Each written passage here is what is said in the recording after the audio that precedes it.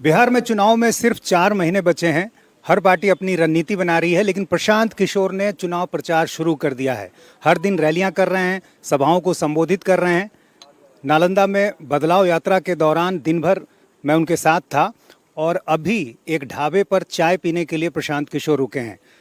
प्रशांत जी, दिन भर आप काफ़ी व्यस्त रह रहे हैं सभाओं में। दिन में तो लंच करने का मौका भी नहीं मिलता हो? नहीं, मैं लंच यूजुअली करता भी नहीं हूँ। मेरे रूटीन का वो हिस्सा नहीं है। अगर पटना में हैं, घर पे हैं तो लंच कर सकते हैं, लेकिन पिछले 2-2.5 साल से जब हम लोग पदयात्रा भी कर रहे थे तो पदयात्रा के दौरान भी बीच में रुक के, शुरुआती दिनों में जब हम लोग 20 किलोमीटर से ज़्यादा चलते थे तो लंच के लिए रुकते थे, फिर लंच का सिस्टम ही बंद कर दिया। नालंदा में बदलाव यात्रा में आप थे, अच्छी खासी भीड़ देखने को मिली।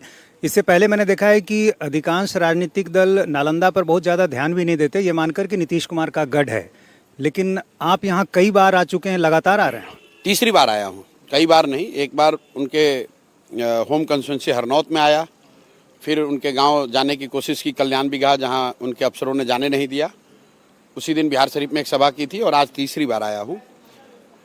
देखिए, मैं ऐसा समझता हूं कि नालंदा, लोगों को ऐसा लगता है कि नीतीश का गढ़ है। लोकतंत्र में कोई किसी का गढ़ नहीं होता है। अमेठी में राहुल गांधी चुनाव हार गए, रायबरेली में इंदिरा जी चुनाव हार गई, गढ़ होड़ कुछ नहीं होता है। नीतीश कुमार का भविष्य आपको क्या दिख रहा है? देखिए, नीतीश जी, मैं आज से नहीं 3 साल पहले से कह रहा हूं कि नीतीश कुमार के राजनीतिक जीवन का ये अंतिम दौर चल रहा है, अंतिम पारी है, और अब नवंबर के बाद उसका करीब करीब पटाक्षेप हो जाएगा।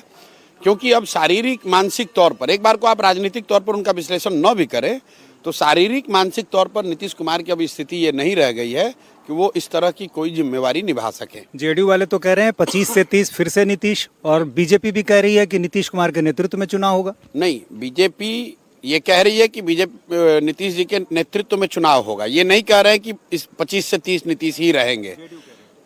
जदयू तो उनका कार्यकर्ता है, वो तो कहेगा ही, क्या करेगा। लेकिन मैंने तो कैमरे पर कहा है कि अगर अमित शाह में और नरेंद्र मोदी जी में इतना अगर दम है, राजनीतिक दम है, बिहार को समझने का दावा करते हैं, तो एक बार ये बोलकर दिखाइए कि आपका एनडीए का मुख्यमंत्री कौन होगा जीतने के बाद, कि नीतीश कुमार ही रहेंगे 25 के बाद।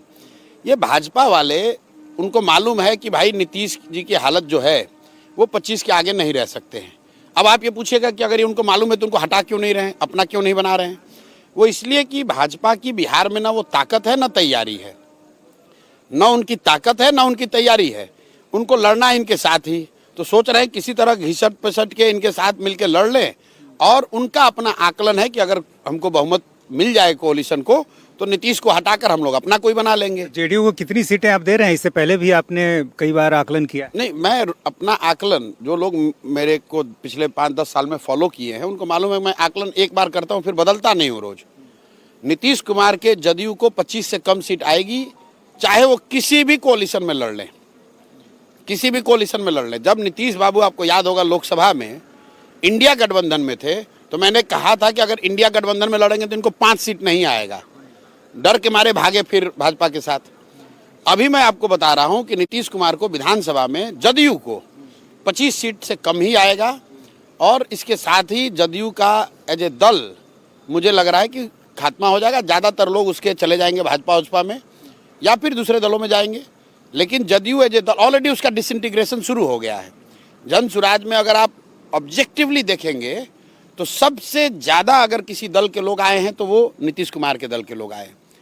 इसलिए कि मेरे साथ उन्होंने पहले काम भी किया हुआ है, इसलिए भी कि वो लालू जी के पार्टी में जा नहीं सकते हैं क्योंकि लालू के विरोध में ही उन्होंने राजनीति करी है, और भाजपा में वो जाना नहीं चाहते हैं क्योंकि भाजपा के साथ कोalition में रहते हुए भी अगर वो जदयू में थे तो इसका मतलब कि वो भाजपा के विचारधारा से पूरी तरह से इत्तेफाक